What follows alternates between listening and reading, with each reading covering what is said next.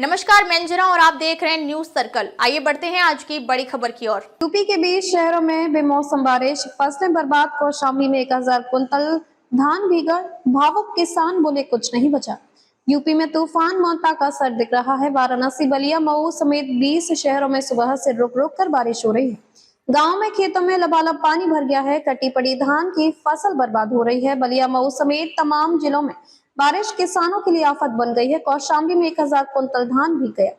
बलिया में किसान पानी में डूबे खेतों से फसलों को निकाल कर ऊंची जगहों पर पहुंचाने को मजबूर है। घर वाले सुबह से ही खेतों में जुटे हुए हैं। काशी में मां अपने 9 साल के बेटे के साथ खेत से धान की भीगी फसल बाहर निकालते दिखाई दी। मऊ में हालत सबसे ज्यादा खराब है। यहाँ एक किसान ने बताया कि उसकी लगभग 70% फसलें बर्बाद हो गई हैं। फतेहपुर में भी खेत में पड़ी फसल बर्बाद हो गई है। वाराणसी में बीते 30 घंटों से रिमझिम बारिश हो रही है। लुढ़कते पारे ने 8 साल का रिकॉर्ड तोड़ दिया है। यहाँ 2018 के बाद अक्टूबर महीना सबसे ठंडा रहा। लखनऊ में बादल छाए हुए हैं। लगातार तीसरे दिन लोगों को सूरज के दर्शन नहीं हुए। इसके अलावा प्रयागराज, बलिया, गोंडा, अयोध्या, जौनपुर, गाजीपुर, मऊ और आजमगढ़ में सुबह से रुक रुक कर बारिश हो रही है।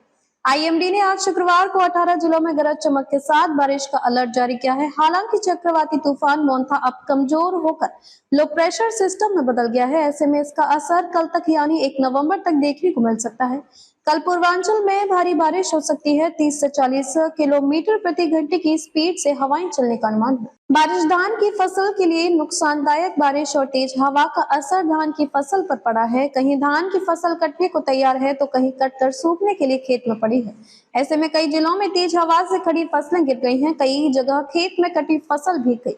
ऐसे में धान के दाने खराब होने और फफूंद लगने की आशंका बढ़ गई है। सीएम योगी ने अफसरों को सर्वे कराकर आपदा से प्रभावित किसानों को मुआवजा देने का निर्देश दिया है। वहीं गेहूं की बुआई के लिए मौसम सही है। बारिश से मिट्टी में पर्याप्त नमी आ चुकी है, जिससे बिना सिंचाई के जोताई और बुआई आसान हो गई है। इससे अंकुरण अच्छा होगा। चना, मसूर, मटर और सरसों की बुआई के लिए भी अच्छा समय है। फतेहपुर जिले में लगातार 3 दिनों से हो रही रिमझिम और तेज हवा के कारण खेत में धान की फसल बर्बाद हो गई। कुछ जगह पर किसानों ने फसल को काट लिया लेकिन उसे घर तक नहीं ला पाए और बारिश में वह फसल बेकार हो गई। किसान अब मुआवजे की आस लगाए बैठा है। अब तक के लिए बस इतना ही। फिर मिलते हैं एक ऐसी ही बड़ी खबर के साथ। तब तक के लिए नमस्कार और देखते रहिए न्यूज सर्कल।